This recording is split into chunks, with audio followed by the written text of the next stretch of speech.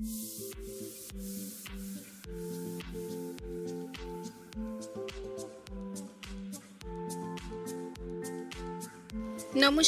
কেমন আছেন সবাই? আশা করি সবাই ভালো আছেন, ভালো থাকবেন, সুস্থ থাকবেন। আমার আরেকটি ব্লগে আপনাদের স্বাগত জানাই। আজকে বুধবার, এখন বাজে সকাল 9টা। যখন প্রথম আমি ফেসবুকে কাজ শুরু করেছিলাম, তখন আমার ভ্লগ ভিডিও শুরু হতো 7টা থেকে।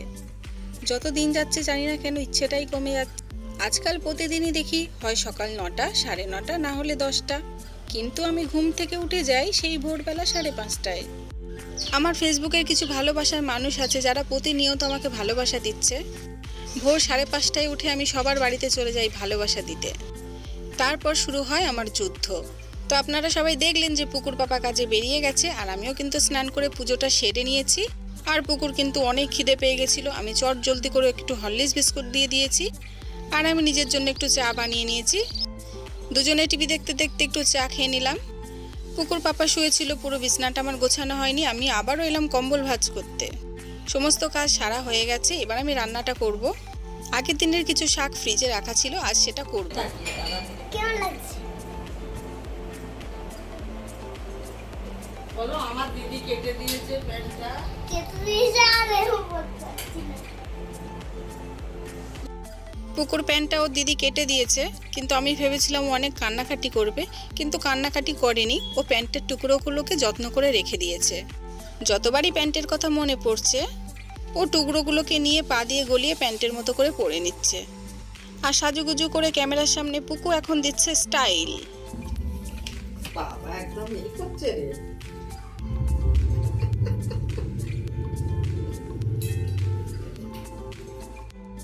পুকুর এমন কাণ্ড কারখানা দেখে পুকুর ঠাম্মা তো হেসে গড়াগড়ি দিচ্ছে।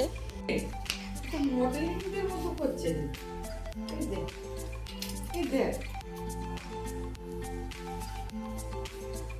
বয়সের তুলনায় আমার পুকুরটা একটু বেশিই পেকে গেছে, তাই জন্যই ওর নাম রাখা হয়েছে পুকু।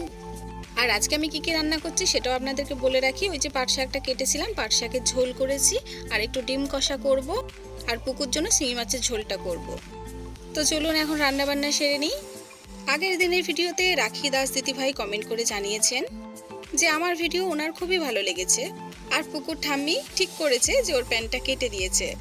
অসংখ্য ধন্যবাদ রাখি দিদিভাই আপনাকে, আমাকে এত ভালোবাসা দেওয়ার জন্য। আপনাকে অনেক অনেক ধন্যবাদ, আর অনেক অনেক শুভকামনা রইল আপনার জন্য। আপনি অনেক দূরে এগিয়ে যান আর সকলকে নিয়ে এগিয়ে যান। রান্না করার সময় ঠিক যে পর্বটাকে আমি ভয় পাই সেটা হলো এই মাছ ভাজা। মাছ ভাজতে গেলেই এই যে তেলটা ছিটকে আসে না, এটা আমার খুব ভয়ের কারণ।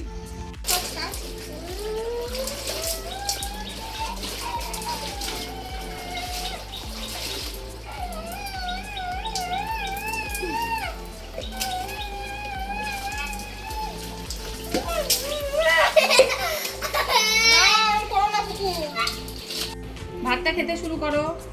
আজকে আমার আর পুকুর খাবারের চ্যালেঞ্জ হচ্ছে, কে আগে খেতে পারে। আজকে পুকু খাচ্ছে শিঙি মাছের ঝোল দিয়ে ভাত, আর আমি খাচ্ছি পাট শাক, ডিমের তরকারি, দই, চাটনি। কে খেতে পারে দেখি, তাড়াতাড়ি কে খেতে পারে দেখি। আমি তো আগে শাক দিয়ে খাবো, কে খেতে পারে দেখি। এখন বাজে সন্ধে 6টা। এখন পুকুর পাপা কাছ থেকে চলে এসেছে, আর পুকুর পিগি ব্যাংকে ফেলছে পয়সা।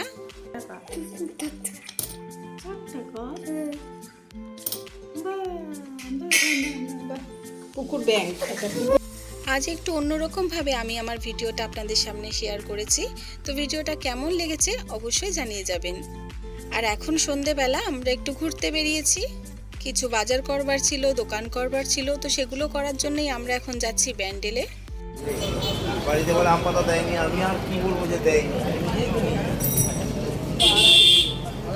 হ্যালো দাও মা, চুলে আম খারাপ হয়ে গেছে।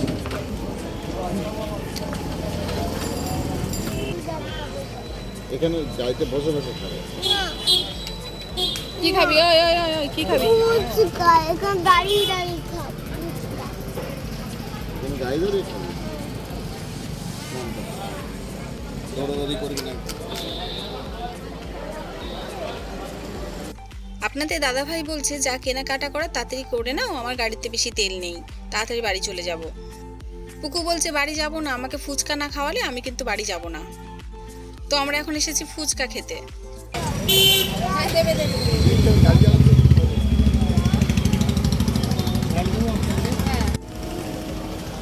কি নিবি, টক খাবি? ফুচকা দাও তো।